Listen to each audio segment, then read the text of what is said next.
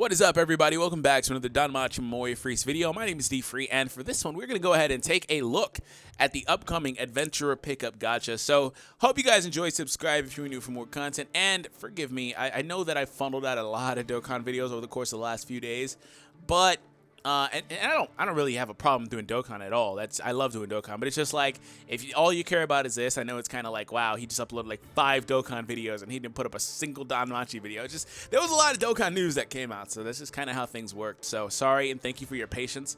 I know that Kino's Journey has a lot of stuff that got data mined, like banners and stuff like that, and how that works, and there's a lot of stuff. I broke down the units if you want to see the breakdown of the units, but there's a lot over on the Reddit as far as data mines go, as far as how the banners work, special premium stuff for whales, and non-premium stuff and free-to-play stuff. It's all over the place, but I just kind of like, all this is basically coming out tomorrow, so wasn't a whole lot of incentive there. I can probably do it if you guys would like me to, but maybe I'll just wait for the stuff to go live, to be honest. So for this one, another part of the data mines, and shout out to the Reddit for the awesome, diligent people there that put in the work. I appreciate it. The next Adventurer pickup, if you go over to the Gacha, and we have one right here. The only banner live currently is Asfi, and she's really good. I actually previously broke her down in a video as far as like whether she's something that you should even consider pulling for. Now, those banners are interesting because before I proceed, here's my premise on those banners. They offer the ability to pull any unit you want, right? They're all, except for time-limited units, like premium, like Christmas-type units or whatever, they're not in there. Every other unit, Sparkle Princess, Ice, Lafia, just everything. They're all in there, right? The Bathroom Princess, Ice, that we're looking at right now, that we're going to talk about, she's in that banner too. So, if you want just a general 4-star, and you're not only limiting yourself to wanting one that's time-limited or featured, then that's a good banner to pull on. Now, there are a lot of cons. Like, it's guaranteed Asfi on, like, the 5th pull. That's kind of steep, considering that there are no discounts on the summons as well. And there are just other things like that to where it's like, well, maybe you would want to pull to get 1 copy of a character, but in this game, you probably would want at least a team of, like, +2s and 3s and stuff. Or you can have like 1 max limit broken character. Now, don't get demoralized. It's just that over time, you'll get options to pull more prison bonds and stuff like that, or get more prison bonds to be more specific. Like, we should be able to get our first one with this event, and you'll have the opportunity to limit break your characters regardless of having bonds for them naturally anyway. So, as far as that goes, if that's a character, if that's your waifu, man, go for it. And the same goes for Ice that I'm going to talk about today. Otherwise, just exercise moderation if you're a free player and stuff like that, and you don't have a well of Iris. And even if you're a paying player, like, there's not this huge divide that a lot of people try to make you think there is. Paying players, we don't have it any easier. It's not fun to spend the money. So, unless you don't care about spending the money, then I would honestly exercise moderation too. So, let's go ahead and jump in. So, characters. We're going to go over to the album. Even though I have this character, I need to go to the album to be able to show you guys her limit breaks, basically. So can you pull her up? Thank you. There we go. First and foremost, she is basically a magical attacker. She's a mage in this game, pretty much. She's a balance type, too. So her being balance type, and I've kind of found this with balance types, they're pretty cool. Like, for example, the Oka, I believe he's a balance type, too, really quick. He's going to be down here. He's down here. He is. I believe he's oh no, he's a defense type. Never mind. I thought he was a balance type this whole time. It makes sense though, because he survives quite a bit of time. So forgive me. But anyways, back up to Ice. One thing I learned about balance types is that they're basically jack of all trades as far as their stat distribution goes. Now the skills vary, but the stat distribution, you can see it here. C, C, A, C, A. And it's like, well, a lot of characters without limit breaks, if they were pure magic attackers, like we'll go to a Lafia, would be better off in certain respects. Like, she's got really good agility and magic without any limit breaks, things of that nature. If we go down to a healer like Riveria, again, A's in those stats that she would need it in, and they're just kind of peter off. And the other ones, they're more top heavy in the statistics they would need it in, whereas balanced characters have balanced statistics in a lot of ways. And also where things cap off for her is she doesn't even change magic to an S until her 2nd limit break, which if we go back again to a natural mage character like Lafia, that's changing right there, right? You know what I'm saying? She gets double S's and the stuff she would need. Now, here's how this Ice does cap out whenever she's fully max limit broken, which, again, whale territory, I know. We got a sub there. I'm going to wait for that to move. Thank you for the sub, bro. Max limit broken. Here are her stats. Double S's in magic as well. So she does finally get there towards the end of her limit break pattern. So that's pretty cool. Dexterity is high as well. Strength stat is high. I mean, she doesn't really need the strength stat, I guess, but it's there. So anyways, endurance, agility, she's just, that's how these characters are. And that's not a bad thing in particular. It's just kind of like that whole spiel of being jack of all trades, master of none. You know what I'm saying? So let's go ahead and jump into her abilities, right? Her skills.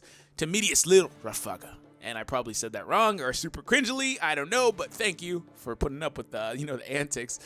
So anyways, this is an AoE attack, so that's awesome. So again, I can't, quantify enough how important it is to have characters that can hit every target.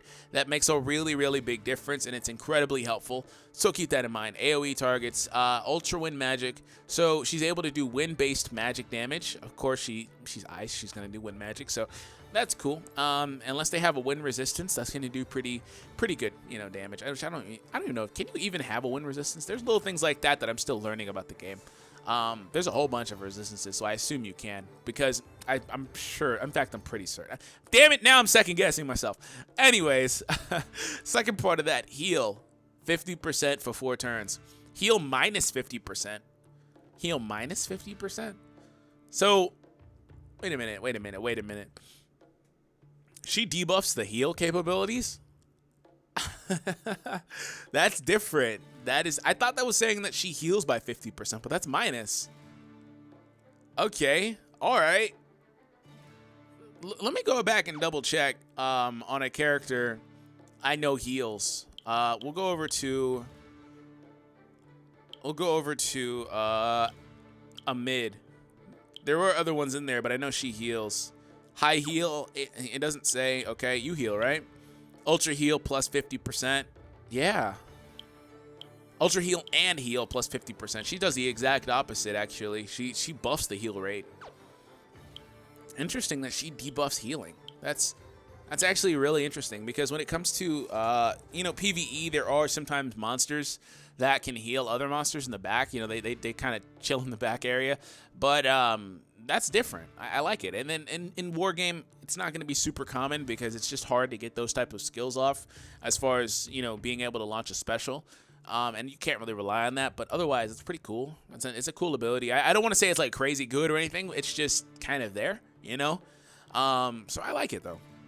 Illusion Mech, mid-wind magic attack and magical resist minus 20%. So this is what you would want to start off proccing, basically, if you were trying to really set up your team. She's really good on a magical-based team as well for this, because what happens is, using Illusion Mech, the other magic-dealing units are able to do a bit more damage due to their magical resistance of the opposition going down. Again, another multi-target attack, AoE attack, as opposed to being single-target. So that means that she's debuffing everyone's ability to take less damage from magical attacks. So again, in something like Wargame, that's really good. If you have like a Lafia maybe coming off the bench, she can come in and do a lot of damage, and you'd be better off in that scenario. So that's awesome to have. Can't quantify enough how awesome debuffs are in this game. And not only that, multi-target debuffs. So her final attack, Illusion Piercer, is a single target attack, high wind magic. The other one was mid, so keep that in mind. This is basically her second strongest attack here. High wind magic attack with a 30% chance to sleep. That's cool. That would be better if it was AoE, of course, but that'd probably be busted if she had a 30% chance to AoE hit everybody for sleep. So I understand that, but nonetheless, I like it. It's a nice fallback option for her as well. You can also even go from Illusion Mech into Illusion Piercer, and you do increased damage on that type of combo as well. And we got a couple of follows over on Twitch. Thank you. We're getting a lot of stuff happening, and I'm not even live or anything. Final one is Vetter Scrim. I can't pronounce that. Forgive me. And this one's pretty cool. This is my favorite part of this unit and her package here. She's able to buff the allies and their physical resistance by 40%. For 2 turns only, but 40% is substantial.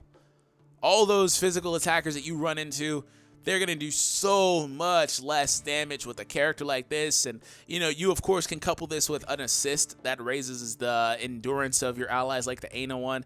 No, that was a Seer one, I think. Things of that nature, and just physical resistance buffs on other characters. And, just there's a lot of ways this can be played and made really, really good. So I really enjoy it. Her development down here, 10 dexterity, 10 endurance, 10 magic, 10 physical resist, so she's really good against physical resist. And then the 15% status resist, so I like it. Now, here's the thing. I don't know if I mentioned it earlier. If you have Sparkle Princess AIS, you probably don't really need this character. I mean, she's basically a magical version of that character. Not exactly, but sorta. And you can't run them together in a lot of scenarios. You can in some places, you know, you can put them on the same team. But in most cases, you can't have them together. You're going to have to choose. And that was my biggest issue when I chose this character with my adventurer ticket. I chose her because I loved AIS, but I didn't know they were going to turn around and have an AIS available, and an incredibly good one available at that right immediately after as Sparkle Princess AIS came out. So other than that, I mean, I talked about earlier how these banners are good, but I also talked about the detriments for these banners and the fact that they're expensive technically, and then just, you know, monetarily or in-game iris-wise, they are still expensive regardless, and they're hard to pull on, and sometimes you're just going to get flat out unlucky because even if you have the chance of pulling other characters, the rates aren't always going to be on your side, basically. Sometimes you just get like a dead summon and you won't get anything in there, and that's just how these types of games work in general anyway. So would you ask me if AIS was worth it? If you don't have Sparkle Princess, then sure, but keep in mind I'm assuming that Sparkle Princess will be added into the guaranteed 4-star list sometime soon, and we should be getting a month-long one really soon if you've been playing the game since it launched. It's almost been a month, so keep that in mind as well. I would honestly wait on this and see what happens with the ticket as far as that goes. If you need an AIS, if you want an AIS as well, just keep that in mind there. But otherwise, honestly, I'd say she's skippable. So that's just it. That's me. Hope you guys enjoyed. Subscribe if you're new, of course, for more content here on the channel. Have an awesome day. Thank you for the continued support, and I'll catch you guys in the next DanMachi Memoria Freese breakdown video. Have an awesome day. Take it easy, guys.